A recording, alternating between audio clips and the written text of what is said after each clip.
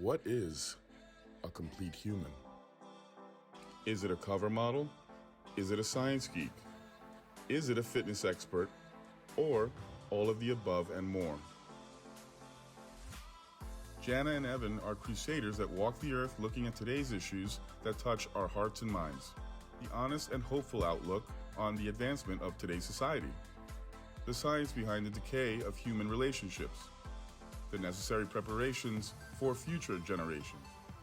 Join us as we look deep inside ourselves and embark on a journey into becoming a complete human.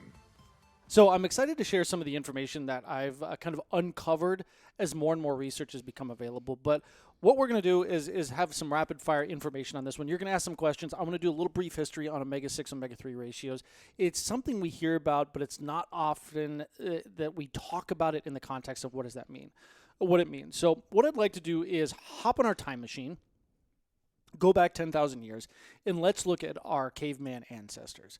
Loincloths are in fashion. Body odor is probably a little rough. That's my kind of fashion. Not the body odor, but the other one. Loincloths? Yeah, the loincloth. Loincloths are definitely high fashion. Body odor is a little rough. Oral health, not good. But here's something interesting. In spite of all of that, they're healthier than us, a lot healthier than us. And one of the key drivers in that health is lack of inflammation. Lack of inflammation specifically brought on by high omega-6 levels in the blood. So if we go forward in time, if we hop back in our time machine and we kind of go through, go forward in time, what we're going to find is things pretty much stayed consistent with our ancient ancestors, which was a 1-to-1 ratio of omega-6 to omega-3. And it wasn't until about the 1950s that things got a little wonky.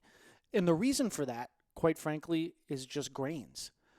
What we started to do was feed all of our cattle and our livestock grains. They went from grass, where they just wandered the plains. They ate grass. They were finished with grass, to eating high grain diets, corn, soybeans, all of these things that have massive amounts of omega-6. Well, so now all of a sudden, the livestock that we're eating has a much higher omega-6 ratio than before. But then something else happened. McDonald's comes along. Fries, right? So we take this perfectly good potato, pull it out of the ground, we chop it into these Make weird... it better. We make it better, we chop it into these weird shapes, and then we deep fry it in vegetable oil. So not only did we have our livestock, which now had a much higher omega-6 ratio, but all of our vegetables, by virtue of these oils that we were now cooking in, now brought this ratio up. So what we had when we were our ancient ancestors of this 1-to-1 really healthy ratio of omega-6 to omega-3, now in the United States is an average of 20 to 25 to 1.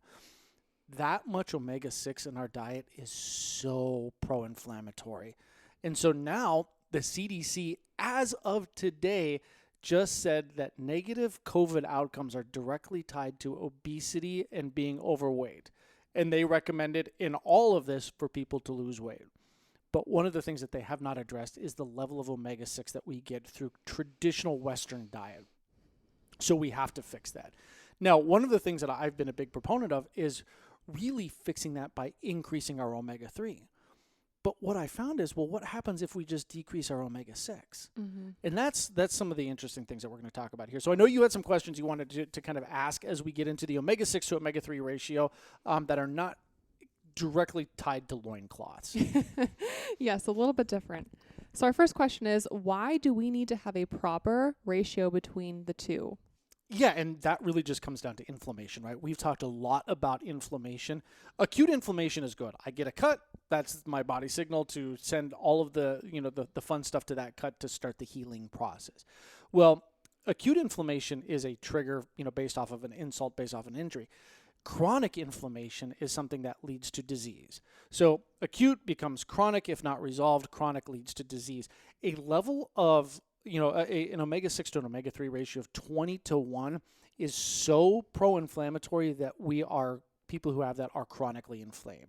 So their probability of getting Alzheimer's, dementia, diabetes, cancer, cardiovascular disease just goes through the roof. If we don't bring that omega-6 to omega-3 ratio back in line to where it should be, we are just headed right off of the cliff straight into disease world. Right. You make a good point about, maybe you don't need to add in omega-3s, maybe just decrease the inflammatory omegas. Yeah. Yeah. And that was something that's a relatively new development in I think my belief system, because I was, coming from the fish oil side of the world. It was always, well, let's just, the omega-3s were really the Band-Aid. Mm-hmm. It's like, let's not fix the diet. Let's just load you up with fish oil. Eat your fries and take your fish oil. Yeah. But and there's absolutely a place for polyunsaturated fatty acids in good quality omega-3. I believe that. I believe in the 22,000 clinical trials that have supported the need for those. But I also believe now, after understanding the value of regenerative agriculture, the value of grass-fed, grass-finished beef or livestock and what that means for our health, that by eating properly and reducing that intake of omega-6, that we can really have that, what I would call evolutionary omega-6 to omega-3 balance.